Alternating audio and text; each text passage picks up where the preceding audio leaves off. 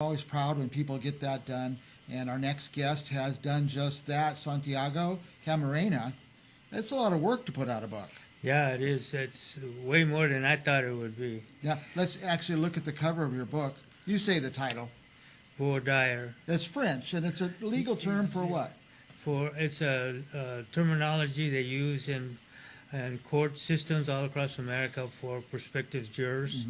That's the oath they put them under when they interview them and to see if they're going to be chosen for a juror or not. Oath to tell the truth. Correct. And that's the title of the book, Voidar, An Oath to Tell and Seek the Truth by Santiago Camarena. Now, this book is about a very interesting person. Tell us about the subject. He's a person from New Mexico, and I went over there to complete the book. I started it over here, and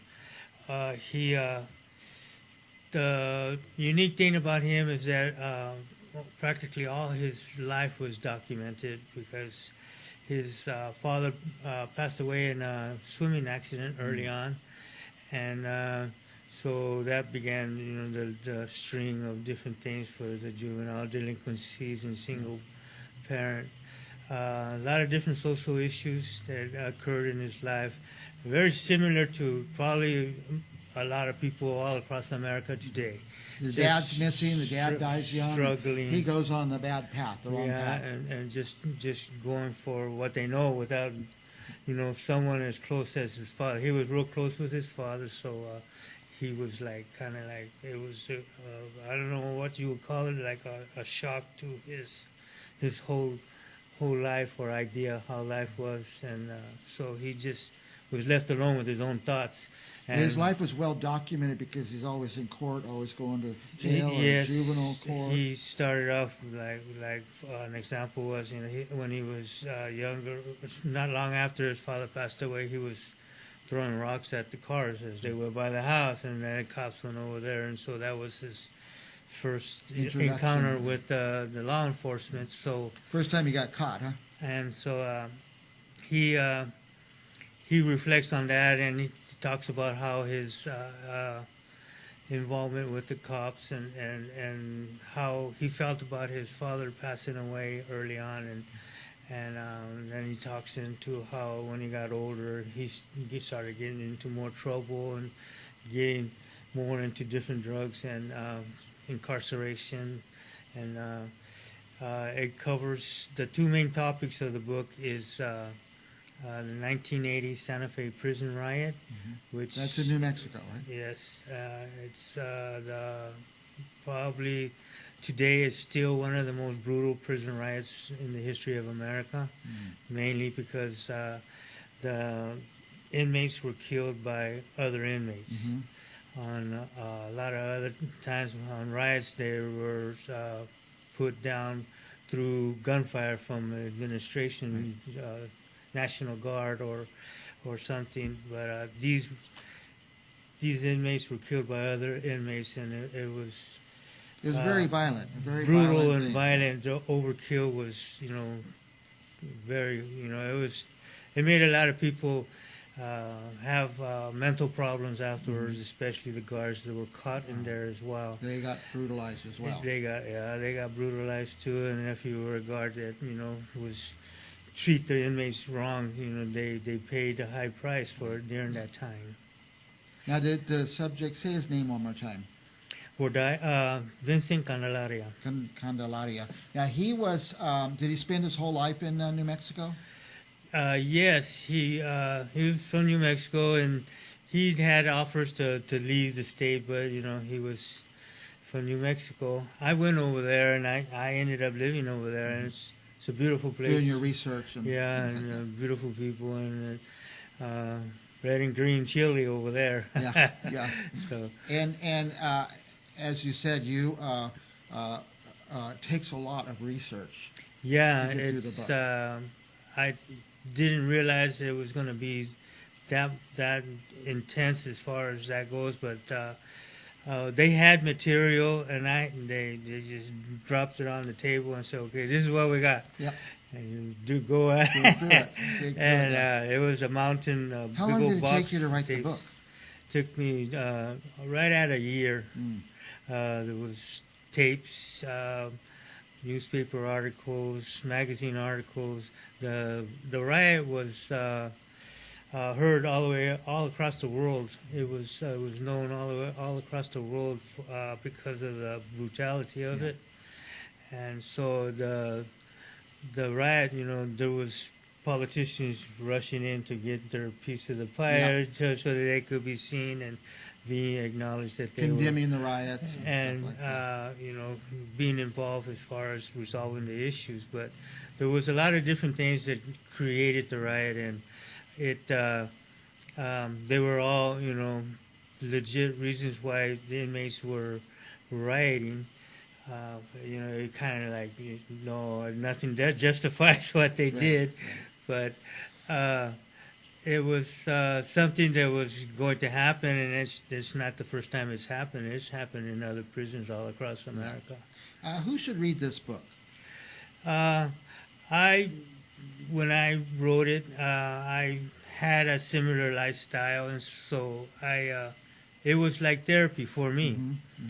And the message that it has is that this person was involved in that kind of lifestyle his entire life.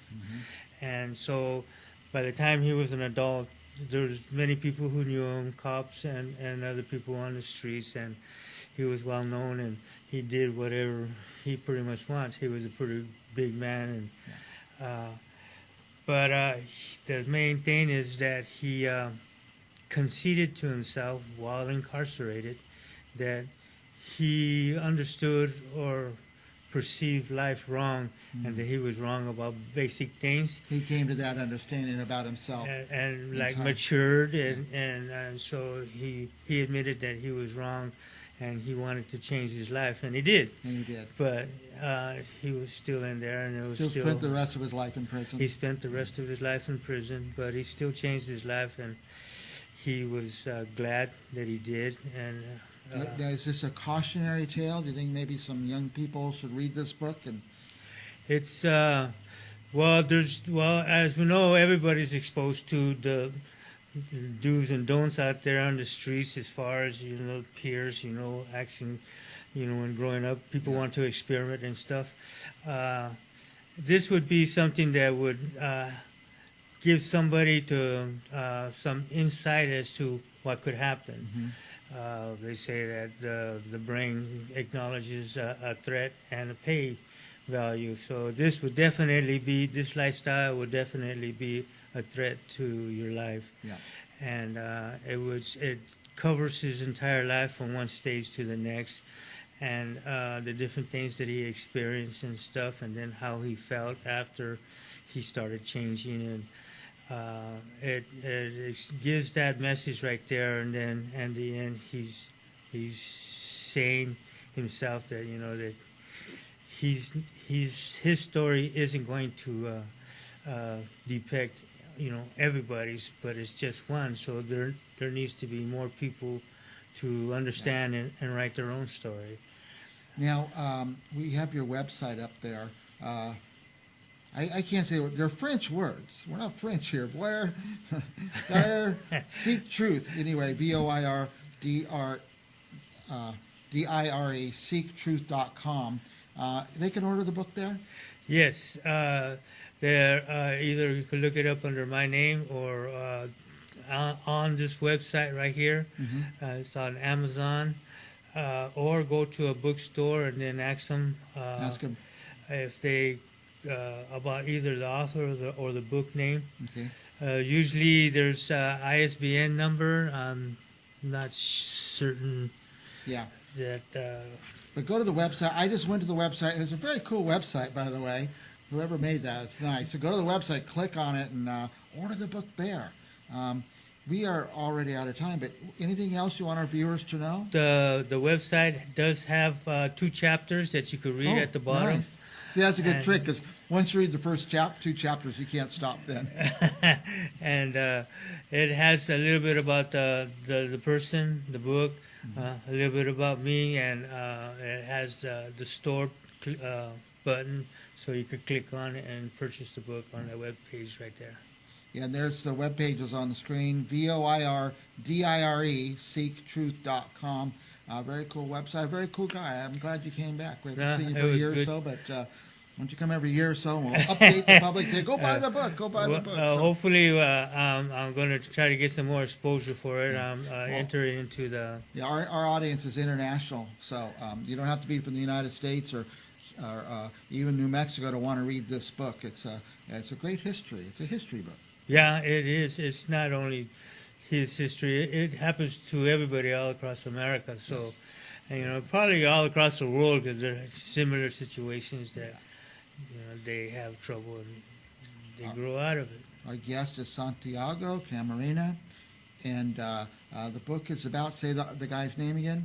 Vincent Candelaria. And he's a real guy in real prison, got in real trouble in New Mexico, and about the riot. And what year was that riot? 1980. It also covers a police murder. Mm-hmm. He was accused of a police killing after he got out after the riot. Mm. And that involved 3 court dates where he had to go back and forth, and the different things that the victim goes through, the perpetrator goes through, their families on both sides, and the lawyers, and the judges. The judges talks about the judges, talks about politics, media. And it covers a lot of issues right there. And he's asking everybody needs to get involved in order to make things get better for everybody. That's great. That's great. He came to that realization. We're out of time. I want to talk to Santiago all day. We'll be back with more Briggs on Books right after this.